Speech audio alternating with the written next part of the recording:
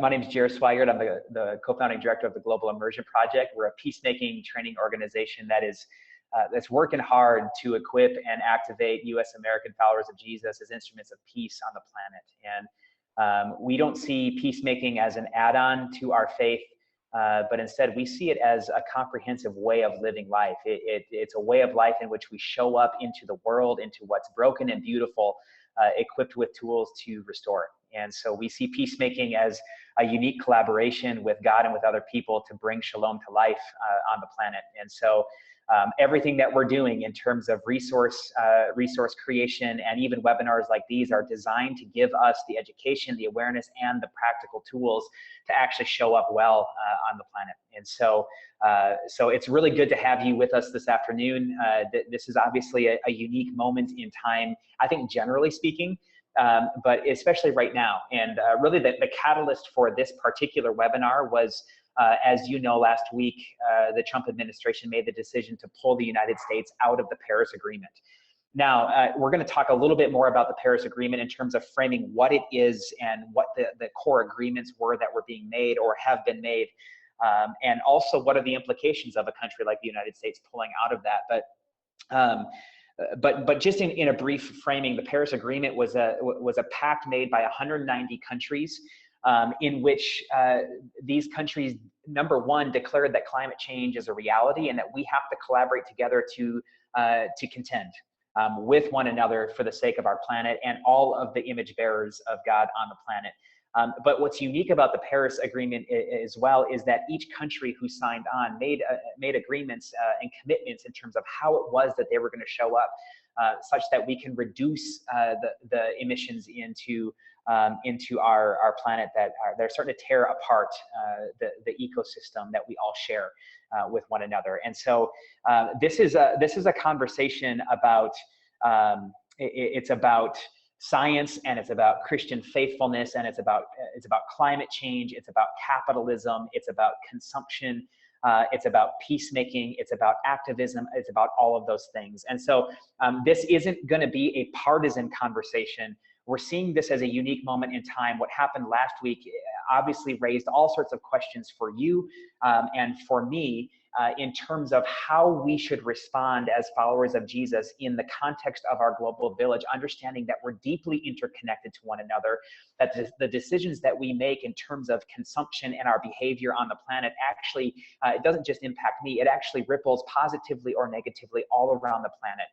And we need to think about this in terms of everyday peacemakers and followers of Jesus. We need to think about how we're showing up here in this place and time. And so in the next 60 minutes, we're gonna do some education, we're gonna do some awareness building, and then we're actually gonna offer an action plan at the conclusion of this webinar to give us a roadmap forward in terms of some habit forming that we can take, some movement building that we can engage in, and even some advocacy that we probably should be a part of right now in this particular moment. And so I'm really excited to introduce the two panelists. Both of them are experts with different facets of this particular conversation on climate change and climate justice. Dr. Rick Lindroth from the University of Wisconsin-Madison and Jason Fileta from Micah Challenge USA. And so I'm going to let them introduce themselves in a moment. But before we do that, I want to cue us all to the tool of Zoom, and so that you can learn how to use this well. If you look at the bottom left of the control panel on this webinar screen, you'll see a Q&A feature and you'll see a chat feature. And so I want to invite you right now, wherever you're calling in from around the country or the planet, I want to invite you just to click on the chat feature and just put your name and where you're calling in from. We'd love to see where you all are from and this or that. Secondly, so you can go ahead and do that right now, your name and your location, where are you calling in from? It'd be fun for us to see that.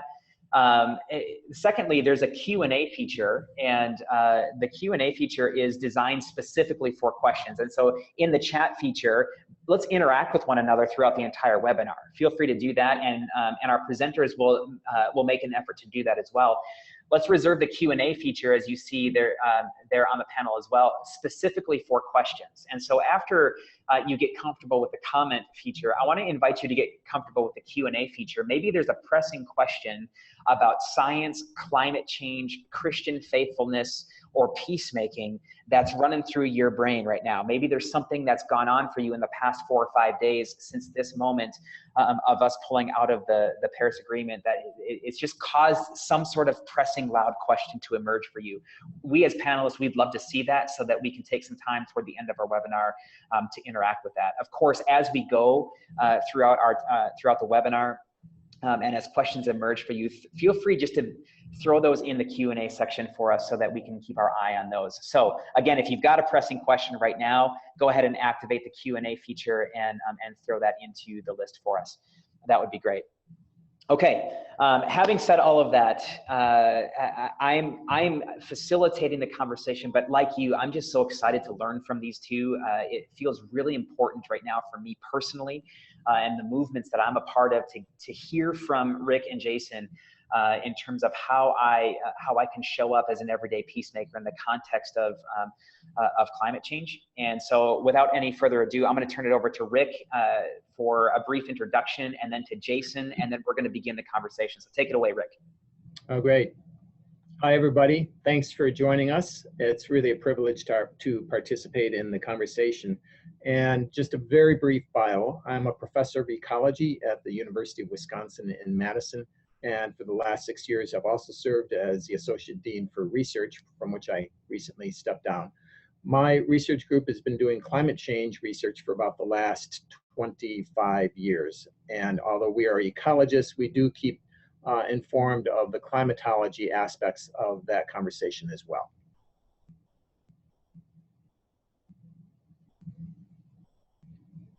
Hey everybody, I'm Jason Fileta, and I am also really glad to be with you all. I think that the doctor is the real expert. The only thing I might be an expert in is troublemaking, which I've been trying to do for a while now.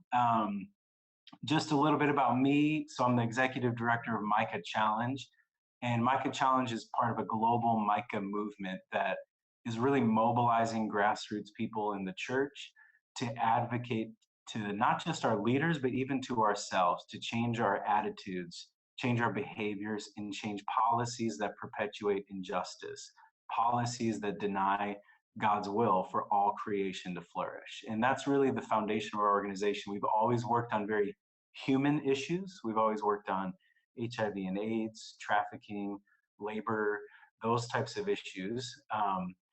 But we got into working on climate change in the last couple of years because our partners all around the global church and the global south have really highlighted to us the implications it has for their communities. And I'll talk more about that later on in the webinar.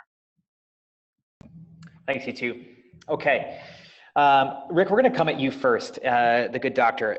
There's so much going on in scientific circles, in political circles, and in faith circles about this concept of climate change. And it seems that there are varying beliefs about climate change in terms of, even in terms of its viability. And so as an expert on the ecological effects of climate change, can you help us understand how and why our global climate is changing, and then what the human implications of that change are? Sure, happy to do so. And this is taking a massive amount of information and distilling it down into about 10 minutes. So I'll be cutting a lot of pertinent information out, but hopefully touch on the main pertinent factors. So I'm going to switch to share screen to show you just a few charts and figures, and let's see how this works here. And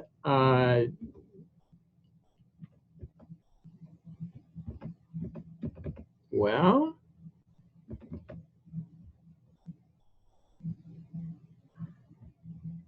all of a sudden, I am not getting the appropriate screen view.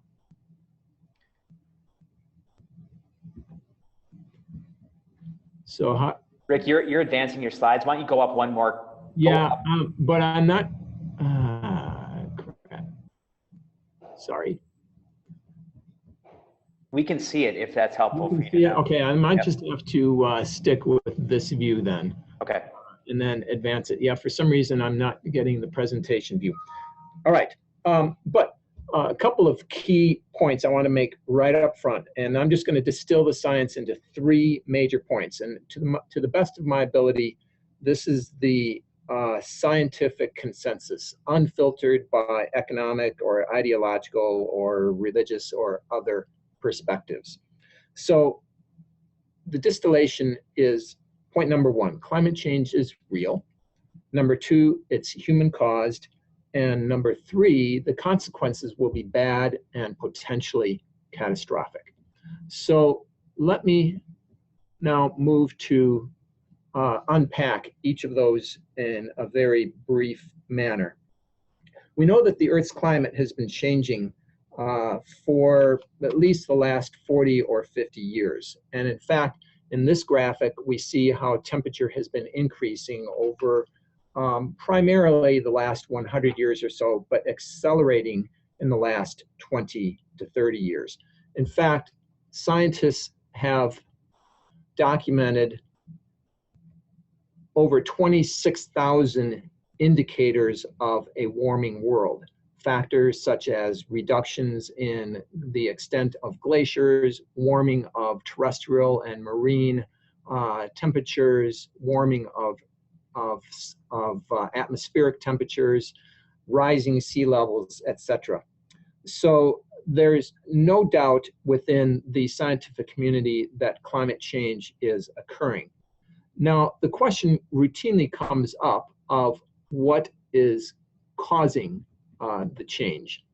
And we know from investigations in the past that the Earth's climate has changed dramatically in the past. In fact, there have been times when it was warmer with higher levels of carbon dioxide than we have today. Those changes have occurred because of a variety of natural factors, such as changes in the Earth's insolation, that is, the solar radiation striking the Earth, or changes in the Earth's orbit or the Earth's tilt, or changes in volcanic activity. All of those factors have been studied by scientists, and all of those scientists have agreed that none of them can explain the recent change in temperature.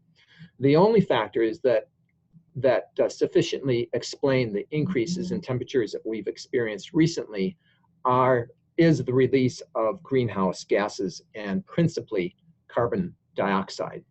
So what we now know is that the concentrations of carbon dioxide are changing in the Earth's atmosphere, as shown basically in this lower right graphic. And historically, concentrations of carbon dioxide have gone up and down in the Earth's atmosphere, independent of human activity. Here we see how levels have changed over the last roughly 800,000 years. In this next graphic, we see how temperature has tracked with those changes. So temperature very closely couples to levels of carbon dioxide. And here we see what levels of carbon dioxide are now, higher than at any time in the last 800,000 years. And if we were to project that level, that concentration over the next 40 years, we would be in a situation like this. And unfortunately, for some reason, this is not operating. So I'm going to try just a quick,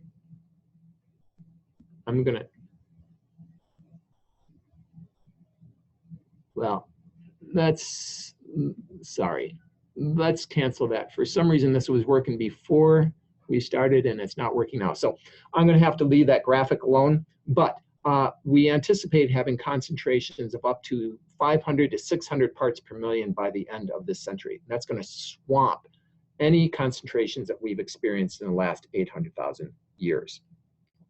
Now, polls tell us that the general public believes that there's considerable controversy within the scientific world about whether climate change is real and whether it's human caused. That is indeed not the case. 97 to 99% of scientists believe it is real and that it is indeed caused by humans. And of over 200 professional societies that have published statements on this issue, none of them disagree. So within the scientific world, there is indeed as close to absolute consensus as can be obtained. Now, from a historical perspective, everything we know about human civilization, our economics, our technology, our agriculture, our political structures, every societal construct has developed under a stable climate system. And we've now left that stable system, and there is no going back, at least not for a number of generations. And we know that climate change is already influencing all kinds of aspects of human endeavor and human activity. For example, it's having negative consequences on natural ecosystems and the ecosystem services that they provide, such as provision of clean air or fresh water. It's negatively impacting agricultural production and food security. It's negatively affecting economics and human health. And it's also having repercussions for political stability and national and international security. In fact, the US Department of Defense, which is not known for its liberal ideology, is very concerned about climate change. It's released many different reports on the subject, and one recent report estimated that the incidence of armed conflict in Africa will rise by 54% by the year 2030. So it's because of these impacts on food availability, on human migrations, on environmental refugees that we anticipate that social conflicts and civil conflicts will increase. So with that, I'm going to close the very brief primer on climate change, but I want to say this one more thing, and I want to contextualize it very carefully. Climate change is different from all other issues that are plaguing society. If in the next 4 to 6 years we do not address affordable health care or racial justice or human trafficking or immigration, people will suffer and people will die. But there will be time to take corrective measures later. Not so for climate change. If we don't commit within the next 4 to 6 years to a massive decarbonization of human activity, it's going to be too late. Scientists are telling us it's likely to be game over for a livable climate in the 21st century. And that's why this is such a hugely important issue. Finally, I'm going to show one more graphic to indicate that the implications of climate change are going to be felt and are being felt most significantly by the poor. In the upper half of this graphic, we see CO2 greenhouse gas emissions by country in the year 2000. The green and yellow countries are those that emit little. The brown, orange, and red are those that emit a lot. In the bottom graphic, we see the estimated number of deaths attributed to climate change. And you see that it's just the reverse. It's the reciprocal. It's those nations that are not emitting much that are suffering the most. And that's probably, or most likely, because of their economic conditions. All right, so I'm going to switch back out of this mode and back into our screen mode. Okay, can you see me? Yep. Sure can. Yeah. All right. Yeah. So that then takes us to the Paris Agreement. And I think you're going to lead off with a couple of questions. Yeah. Questions there. Yeah. First of all, I mean, that last graphic by itself is breathtaking. I don't think that I've ever seen that portrayed that way. Yeah. That literally the poorest of the poor and most vulnerable on the planet are the ones who are most susceptible to the most pain. That's exactly right. So that does segue us into the Paris Agreement. You know, as these 190 countries came together and made a commitment to one another for the sake of our planet, and therefore for the sake of our most vulnerable. Can you do some work with us just in terms of framing what is the Paris Accord, and why was it important for the United States to sign on to the agreement? I mean, I think we can think about the shades of color in that last map to Sure. be the obvious answer to that question. But give us a tutorial on the Paris Agreement. Why was it important for us to sign on, and what were the commitments that we made? Sure. So very briefly, in 2015, 195 nations came together. They were operating under the United Nations Framework Convention on Climate Change. And they hammered out an agreement together to reduce the onset or the proliferation of climate change. These are some of the key points of the agreement. Number one, these governments agreed to a hard goal of limiting the increase in global average temperature to 2 degrees Celsius, that's about 3.5 degrees Fahrenheit, above the pre-industrial level or above pre-industrial average temperatures. They also set an aspirational goal of limiting that increase to 1.5 degrees Celsius. A third condition is that the global emissions would peak as soon as possible and that countries would thereafter undertake rapid reductions and rely on the very best available science to do so. And then a fourth condition was that developing countries would be provided with some level of support to reach this goal. So those are the main tenets of the Paris Climate Accord. Now, let me make a few observations about that. First of all, the 2 degrees C level was a political, not a scientific agreement. Scientists were pushing for a much lower level. That 2 degree cap is considered a safety margin beyond which we may experience environmental or climate collapse that will not support human civilization as we know it into the future. So it's also important to understand that that 2 degrees C mark is relative to pre-industrial temperatures, a baseline set in the 1890s to around 1910. We've already eclipsed that. We've already moved more than 1 degree into that 2 degree differential. So we only have 1 degree or less to go. And at current emission rates, we're likely to exceed that cap by about the year 2050. And thus we have massive reductions in emissions. Another point I want to make is that each country determined the amount of emissions it was willing to cut. No countries were coerced. There are not countries who are deciding these levels for other countries. Every country defined for itself how it wanted to participate. They did agree to try to reach peak emissions as soon as possible and then to reduce them. These commitments are not legally binding. There are no penalties for not hitting them. The notion was to establish a culture of accountability, that if we all joined together, that there would be pressure to do so, but there is no legally binding pressure to do so. Third, richer countries such as the US are to send aid to poorer countries to help them meet this goal. And a fourth point is that there are only 3 nations in the world that are not participating. Those are Syria, which is in the midst of a civil war, Nicaragua, who opted out because they felt the agreement was not strong enough, and most recently, the United States. So why is it important for the US to sign on? Well, from one perspective, the US has contributed more than any other country in the world to get us to the problem that we are in now.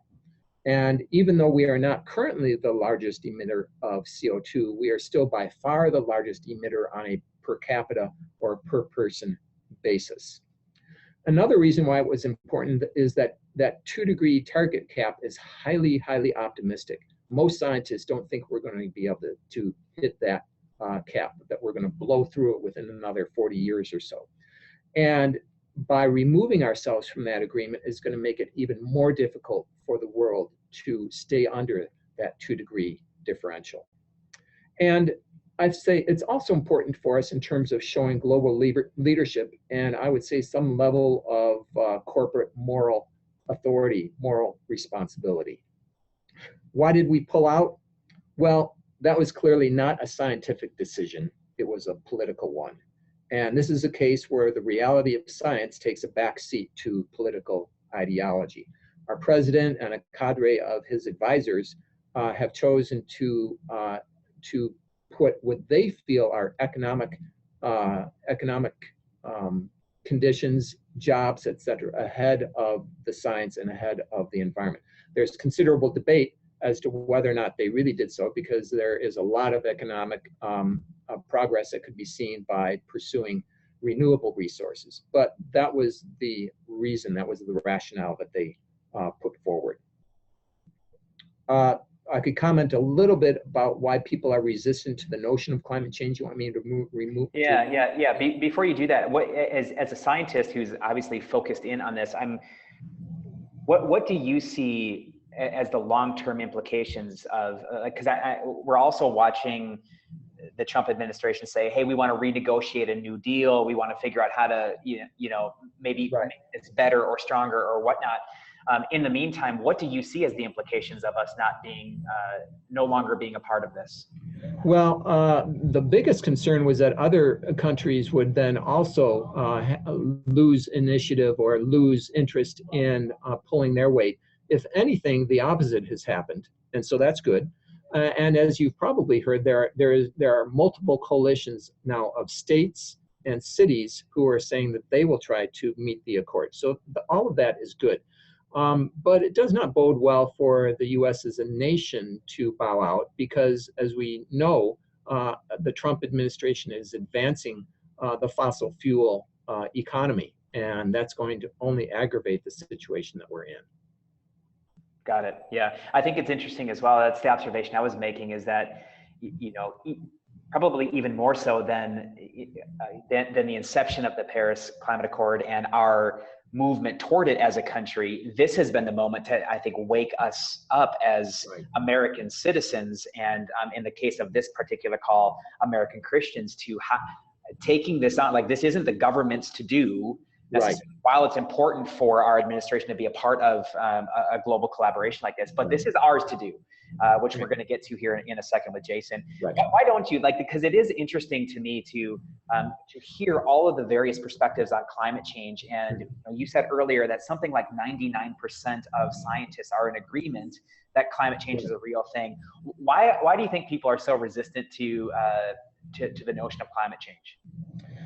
It's interesting that there are that science is a huge field of human endeavor, and yet there are only a couple areas of science that the public finds controversial or that they take issue with, and that they become very incensed about at times. I mean, how much conversation do we hear in the public market about string theory or wave theory, or about anything like that? Essentially none, right? So where it hits home is where certain ideologies are threatened. And that's where I think climate science, that's the rub for climate science.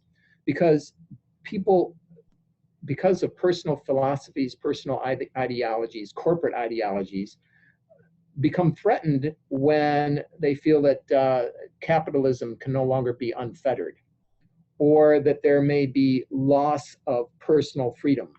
For example, I'm not going to be able to use the light bulbs that I always have wanted to use. I'm not going to be able to drive the car that I want to. And there is fear of government overreach and regulation. I don't want the government telling me what I can and cannot do. So those are some of the fundamental pushbacks and concerns. And it's interesting that for many people, there seems to be a strong correlation between religiosity and climate denialism. Among many of my professional colleagues, they would say that people who are religious, the more religious you are, the more likely you are to deny climate change. And in fact, poll upon poll has shown that to be true, that the more religious you are, the more likely you are to deny the reality of climate change. But social science has explored that a little more fully, and has shown that it's not being religious that makes one more likely to deny climate change. It's being one of two things, and especially two of two things: being socially conservative and being old. So it just happens that those two factors, social conservatism and age, couple with religiosity. And therefore, we think that being religious makes a person deny the science, and indeed it's not. It's being socially conservative and being old. I do want to make one more comment about government. If you look back at the many, many important environmental issues that have been very sufficiently and very adequately addressed, whether we're talking whether we're talking acid rain or clean air or clean water or ozone depletion, many of them have been largely resolved in the last 30 to 40 years. Not one has been resolved without government intervention. And so that's why we feel that the government does have an important role to play. Okay, I think I'll quit there unless you have some other questions. We can move on. That's good. No, that's a great semicolon for this portion. We're going to come back to you in the Q&A section. And so thank you so much, Dr. Lindroth. For those of you who are listening in, we just got to hear from Dr. Rick Lindroth from the University of Wisconsin-Madison talk about climate change, the reality of climate change. He did an expose in broad strokes, a life's work in about 10 minutes, which was extraordinary. And then we just had a conversation about the Paris Agreement and why it's significant in terms of a global collaboration. I wonder if there are questions that are coming up for you. I know I see a couple of them trickling in. Go ahead and use the question and answer feature to throw your questions so that while Jason is talking about climate justice and how we can be practitioners in this world, Dr. Lindroth can be taking a look at those questions. And also, as we move into a conversation now in terms of the intersection of this and our decisions and the practices of our life and how we think about consumerism and consumption and advocacy and politics and faithfulness in the midst of our planet. I wonder, for those of you who are listening, what are some of the decisions that you've made or the habits that you're forming that address climate change in a positive direction? It'd be cool in the comment section or the chat feed, maybe if you would just throw out some of the decisions that you've made, some of the practices that you're engaged in, whether it's eating lower on the food chain or it's changing out appliances or even light bulbs, or maybe it's investment in environmental organizations like Micah Challenge USA. Whatever it is that you're doing to contribute to justice when it comes to climate, throw your ideas into the chat thread so that we can learn from one another.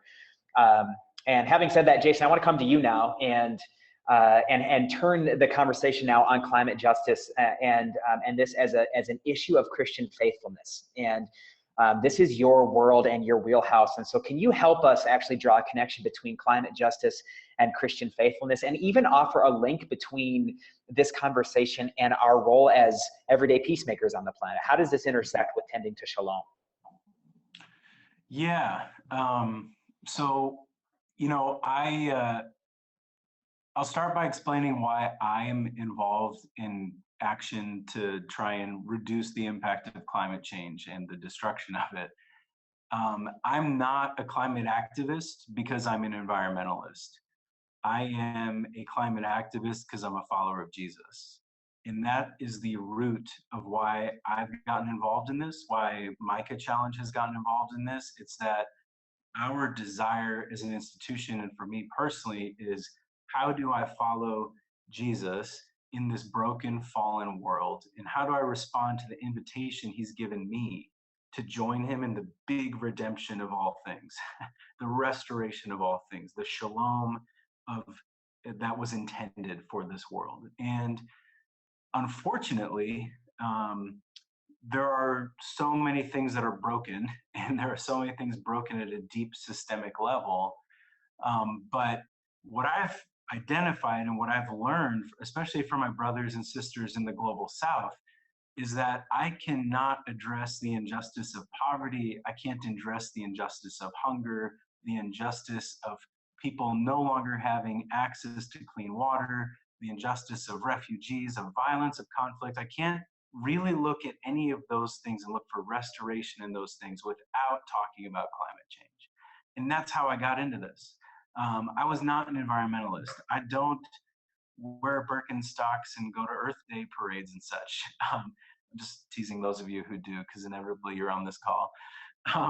I got into this because I talked to a Ugandan farmer face to face, and he told me that he is hungry, his community is hungry, because they have not been able to grow food the way that they've been growing it for generations. That the rains have not been coming as frequently as they're supposed to. When it finally does rain, it comes way too heavy. And he told me that climate change is making his family hungry and his community hungry. And how do I, as someone who follows Jesus and wants to live in the ways he has taught me and live in the life involving peacemaking that he has invited me to, how can I look him in the eye and say, that sounds like a hoax, buddy? I can't. I was transformed by that moment. It was almost as if like God was speaking to me. This is real. This is affecting my children. And as my son, I want you to fight for their livelihoods and fight with them. Because let me tell you, the leaders of climate activism are in the global south, especially the Christian leaders in climate activism are from the global church. And so, very simply put, I don't know how we can respond to Jesus's teachings to love the least of these in the world, and separate from the human side of it, the very first commandment to love and care for God's beautiful, beautiful creation. I don't know how we can do that without acting on climate. It is sad to me that in our nation it's become so politicized, because you go to other parts of the world, it's not really a discussion. Micah Challenge is a part of this amazing campaign called Renew Our World that I'll talk about later when we get to the action steps. But Renew Our World is Christians from India, from Brazil, from Zambia, from the UK, from Australia, who've all joined together and who all have this understanding that I'm a faithful follower of Jesus. When I take action on climate, that has to be part of the equation. And so I think it's, theological. It is rooted in God's commands that he gave us in Genesis, but honestly, it's just rooted in the story of redemption that God is up to in the world. And I think that specifically when it comes to being people of peace and being peacemakers, environmental degradation is the source of so much conflict and injustice in our world. And to honestly look at being people of peace, not just brokering peace or being involved in peace, we have to examine the brokenness caused by environmental degradation, the wars, the conflict, the things that happen because of that. And so it's related to everything. It touches everything. Yeah. And that's good. That's really good. And I think that's I'm gonna admit that my learning curve is super high on this, and that this moment in time for me, as someone who has sought to live an environmentally responsible life as much as possible up until this point, or as much as I knew to do it, like as a modern day peacemaker, and as someone who is actually invested in the phenomenon of the refugee movement and immigration, and even the conflicts that are going on in the Middle East and in Northern Africa.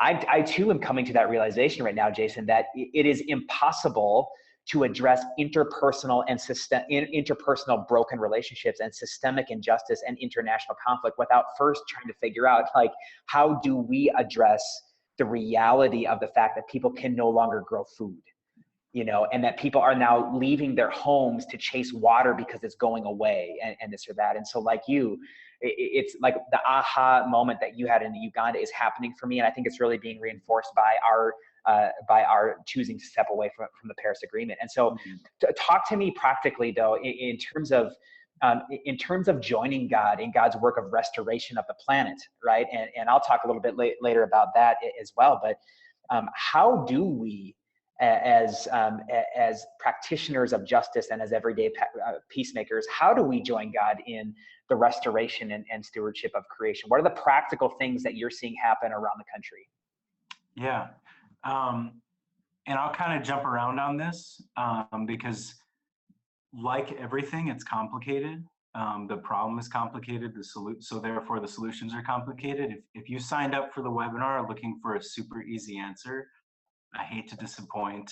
There are no easy answers. That's something I believe. And so I'll jump around on kind of the ways I feel people participating in the restoration of creation. I'll start sort of very interpersonally and then expand larger. So I think very personally, simply just bathing in creation, like soaking in God's good creation, is one of the ways I think he speaks to us. And so I can't stress enough how important and how awesome it is when churches take the young people of a church and introduce them to the beauty, the majesty of God's creation. That's a valuable thing. And then linking that to conservation. So I know of churches that participate in local conservation efforts. They start growing some of their own food. They connect with their neighbors in that way. And then churches who take another step and say, hey, we want to do an energy audit. We want to understand the carbon footprint of this church. And they might not even be doing it because they care about the environmental impact. They're doing it for the financial impact. So there are people who do energy audits for churches to help them identify their energy use and help them identify like how you can reduce your environmental impact and save money and then invest that money in the mission God has given you. And then activism is a huge area where you can participate in climate, specifically climate action, not just stewardship of creation. Because the reality of climate change is that you and I can live faithfully. We can ride our bikes. We can walk as many places as we can. We can carpool. We can reduce our carbon footprint as much as we like. But without broad policy directive to do that for the industries of this nation, for mining companies, for all the things you can imagine, we're not going to meet the goal we need to meet to reduce the impact of climate change from getting worse than it already is. And so, honestly, this is like many other issues. There are multiple levels of engagement, from the very personal, from the between you and God to you and your neighbors, etc., you and your neighborhood. And this one in particular has very, very deep policy implications. And so one of the things we do at Micah Challenge is we help people learn about the issue, reframe the issue, because my hypothesis is that a lot of people, a lot of Christians haven't participated in climate action, not because they don't care, but because they've never been invited to the conversation in a way that makes sense, that connects with their identities as followers of Jesus, and that sits climate action in the broader picture of God's redemption. I think that the climate movement hasn't done a great job of speaking to people of faith, to be frank. And so, yeah, the policy actions that people can take to influence their member of Congress, to their own local representatives, their mayors. You know, right now is the time for cities and states who are stepping up to make reductions in carbon emissions, to incentivize renewable energy, and do all these things from a policy standpoint that will impact climate change. And so there's a lot of ways people participate.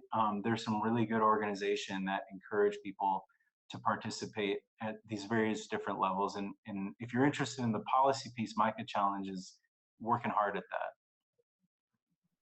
Thanks, Jason. We'll get a little bit more too in terms of the way that you guys actually train folk for advocacy and getting in touch with Congress people, because like both of you have now indicated, government is a thing. It is a lever for us to pull on to make sure that this is something that that actually happens on the globe. And so we'll get to that in a second. I want to throw one more question at you and then go to the Q&A feature here.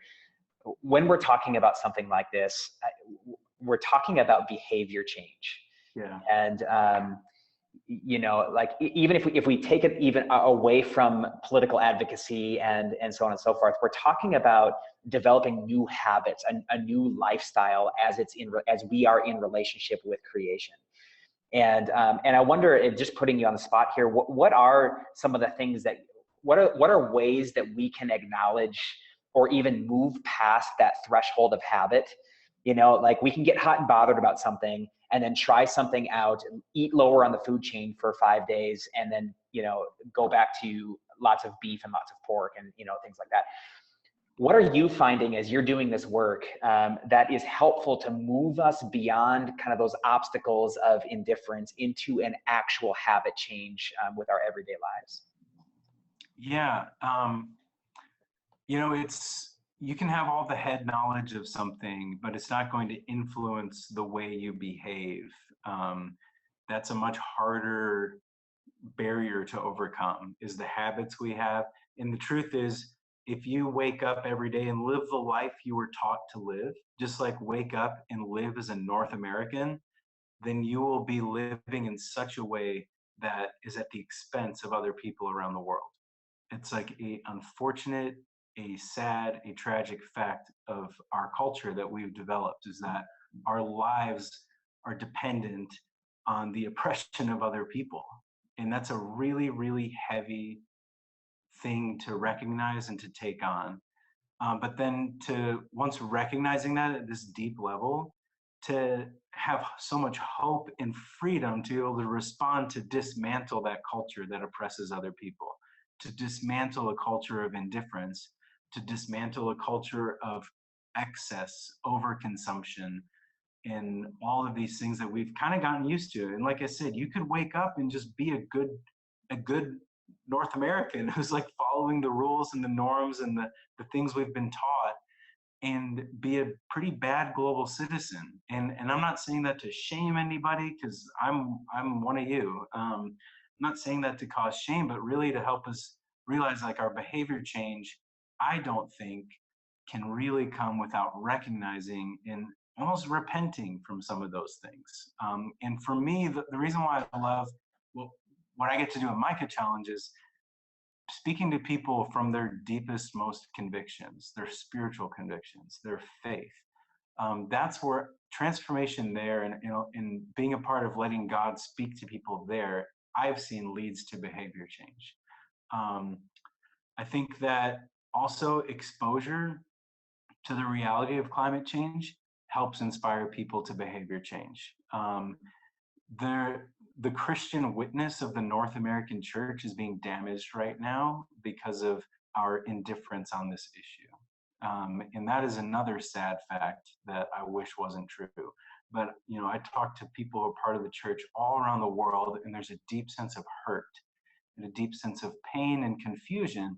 Is like, this is our livelihoods. We are experiencing more and increased disasters, tsunamis, monsoons, etc. We are increasing famine. We're seeing an increase in famine. We are living this. And why is this an issue that you all, you know, seem to not care about, to in fact be hostile towards? And so, you know, that's kind of the cost of indifference on one level. And I believe that being exposed to that, most people wouldn't do what I said earlier and say, that's a hoax. They would hear those voices. I believe that. I believe that if the North American church heard those calls to action, to behavior change, they would act. I think people would, the same part of their heart that is inspired to take action on trafficking, on racial justice, on immigrant justice, and all these other issues, would very gladly take action on climate. That's my personal belief. And so I think exposure and empathy, and this is a part of peacemaking, is being able to deeply empathize and understand what the other is going through. I think that would help with some of the behavior change. Excellent, excellent. I'm looking at the chat thread, and there's some really cool ideas. So many of you are doing really incredible things. Some extraordinary, some simple and mundane, all necessary. And so thanks for putting those ideas up there as Jason has been talking. And if you haven't already scroll through and take a look and see what kinds of practices you can maybe adopt along the way. I want to turn to questions from you, the listening audience right now. And I think we probably have time for one each. And Jason, while you're talking, because what you said just drew my attention to a question by Brian Carey. He talks about how in conservative and evangelical circles, when you bring up something like climate change, you're instantly kind of cornered as a liberal, progressive, and out of touch or whatever it is. And so his question is, and I think you could really help us with this, how do you start this conversation with conservative folk without losing your voice, without them completely writing you off? Yeah, and I have the sincere pleasure of talking to conservative people about climate change all the time. And this is what I have found, is that a lot of the distrust or even the skepticism that conservative folks tend to have about climate change, some of it has to simply do with the messenger.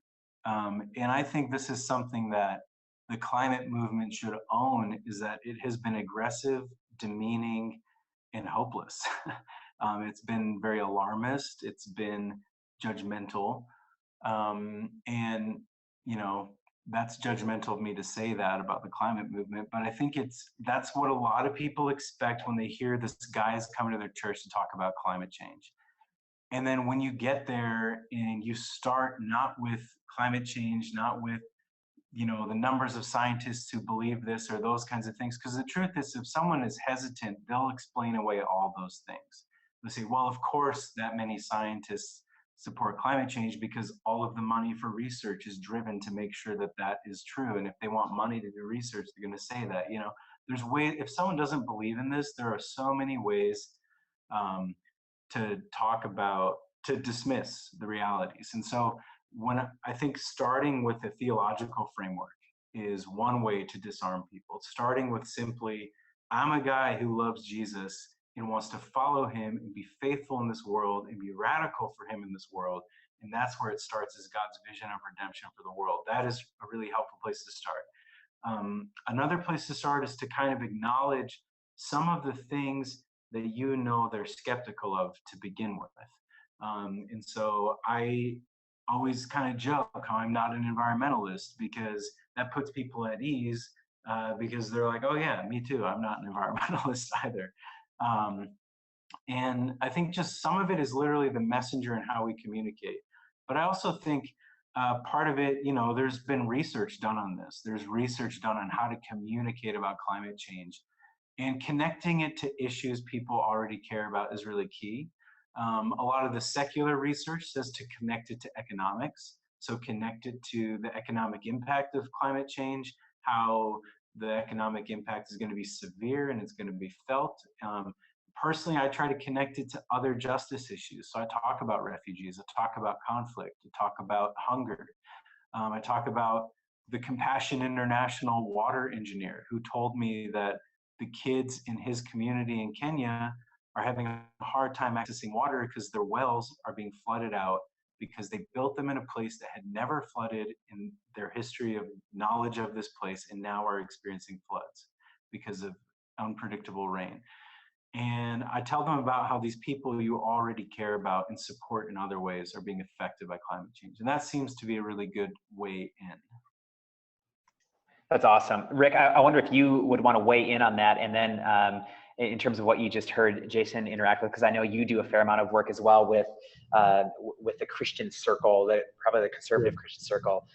So weigh in. And then the second question I think I have for you, if you could comment on this briefly, is the argument for renewable energy as something that we should get behind as people of faith, and as like a huge solution to all of us. Do you see renewable energy and a movement in that direction as a viable enough, like will that move the needle enough, or are there more actions that we need to take at a systemic level? Great, thanks. Jason gave some really great comments. I was taking notes, especially at the end, about how do you connect with people who have a different perspective than you do. Some of my colleagues here at the University of Wisconsin work on the science of science communication. That is, how do we best communicate science? And they've shown time and again interesting results that conflict with how we typically view how facts or truth should be accepted. Most of us think if confronted with brazen facts, things that are really hard to dismiss, that we would just normally adopt them into our mindset. And that's indeed not true. All of us filter what we understand to be true about the world through our value systems. And if those new facts coincide with our value system, we are more willing to accept them. If they don't coincide, we reject them. And the interesting thing is that in terms of climate denialism, if I simply present a whole list of facts to people who are not in agreement, they double down in their disbelief. So if there are people on this webinar today who came in with a kind of a denialist perspective, I've just hurt the cause by presenting a bunch of facts. What Jason said is exactly correct. You need to find a platform of agreement, somewhere where your value systems overlap, where they coincide, and then work from that back out to the larger issues that you may not agree about. So that's really important. Now to the question about renewables. There is not going to be a silver bullet to address the climate change issue. At best, we will have silver buckshot. And what I mean by that is that there must be multiple solutions. And indeed, a progression toward renewables is very important. I don't think most scientists would advocate for we have to go back to the day of the pioneers or the caveman and just not consume energy. But what we need to do is find environmentally safe, more safe, environmentally sound sources of energy, preferably renewables, to drive and energize human society. And those come in all kinds of forms. And in fact, the interesting thing is that many countries outside of the US are racing to adopt those. And by defunding climate change or renewable energy science, as is being done currently with this administration, we are abdicating our leadership role. And we are now saying to China, purchase your billions and billions of dollars of renewable technology, not from us, but from other countries like Germany. Okay? Got it. Excellent. Thank you, friends. I want to, with the 3 minutes that we have remaining, and maybe we'll go just a couple of minutes over to make sure that we're clear on action plans. Wanted to cue everybody on the webinar that you will receive a follow-up email with the recording to this. And we want to encourage you to use the recording of this webinar and maybe host a viewing party with it, and get some people in your living room and view this together, and now have a conversation about what you heard, what you learned, and maybe even co-create some action plans that move us in the direction of habit change. But bigger than that, there's an action plan that we can take in terms of the lever that is government. And while we would never suggest that the government in any way lives or leads in a way that's conformed to the teachings of Jesus, we would say that our responsibility as followers of Jesus is to ensure that the US government makes decisions that promote the dignity and equality and humanity of every image bearer of God on the planet. And so there is a role for us to play in terms of advocacy and activism with our government itself. And so Jason, talk to us a little bit about an action plan, and point us to some resources that we can get behind through Micah Challenge USA. Yeah, definitely. And just real quick, I want to call out Fong Moon Oscar, who asked a question. He wrote in from Nigeria. And if you want to know who I'm referring to when I say these Christian leaders in the Global South, he's one of them. I had the pleasure of knowing him and his friends. They started something called the Joss Green Center. He's a local pastor, and they are working very hard for environmental restoration in their own community. They're champions and heroes of mine. So I want to just call him out because he's the kind of person we need to hear more from. All right, so back to your question, Jer.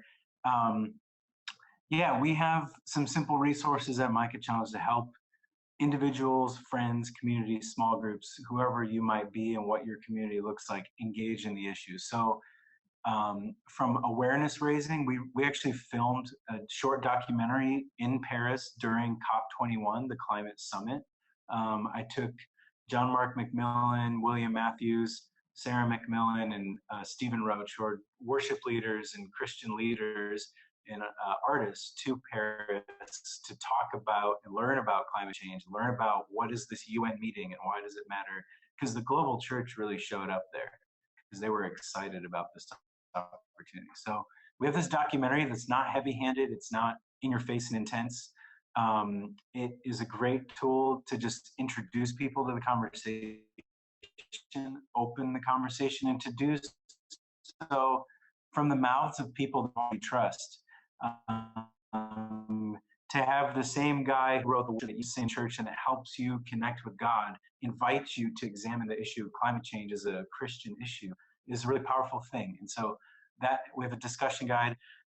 We've been doing a call-in campaign to Congress. And I think this is even more important now that our president has withdrawn from the Paris Agreement. One of the things Congress says is, we're not opposed to Paris, we're not opposed to fighting climate change, we're opposed to how President Obama used executive authority to involve us in this. And this is a chance for us to make them put their money where their mouth is and to say, okay, if you were opposed to the process, not the actual solutions, I want to challenge you to find climate solutions.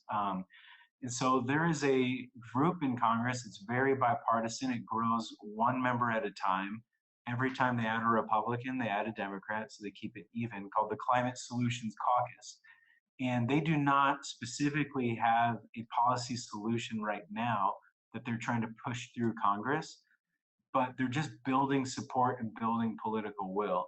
And from everyone I talk to in DC, they're kind of the best vehicle for climate action that we have left. And so we have a call-in form. It's very easy. If you've never called your member of Congress, there's a video there of people doing it and showing how easy it is. But you simply call, remember that they work for you, that they are supposed to listen to your voice, and let them know you're disappointed that the president withdrew from the Paris Agreement, and invite your member to join this caucus, the Climate Solutions Caucus, and be a part of this solution. And then finally, we are helping people set up meetings with their members of Congress in district during the August recess. So if you're interested in that, there's a form you can fill out. We'll get in touch with you. We'll arrange those meetings and help kind of walk you through how that goes. It sounds scary. It's actually not. It's really amazing. It's easy. You'll be shocked at how excited they are that you care enough about something to come talk to them. And you do not have to hide your faith in these meetings. You be who you are. You say you're a follower of Jesus and you care about climate change and its impact on the environment, the most vulnerable people in the world. You want to talk to them about it. It's a great experience. And actually for like a church small group, it's an amazing experience. So those are just some of the options. One more I'm going to mention is the Renew Our World campaign, which is the global climate campaign that Micah Challenge is a part of, but it covers Christians all across the world. RenewOurWorld.net is just a really simple, there's great resources there. We'll make sure that's in the email too, but that's a way to be a part of the global Christian movement on climate. That's just started, it's really new. Excellent. Thanks, Jason. In the follow-up email, all of the resources that he just talked about will be clear and present for you there, one click away, from Micah Challenge, from both Rick and Jason, and from these initiatives. One of the things that I really appreciate about Jason's work is that this concept of political advocacy seems daunting or intimidating, and it's actually quite simple. And I think Micah Challenge does an outstanding job making sure that we have the tools to do that, and to do that well in a way that's compelling. And so, so thanks you two so much for the work that you're doing. Thanks for working with us in this webinar.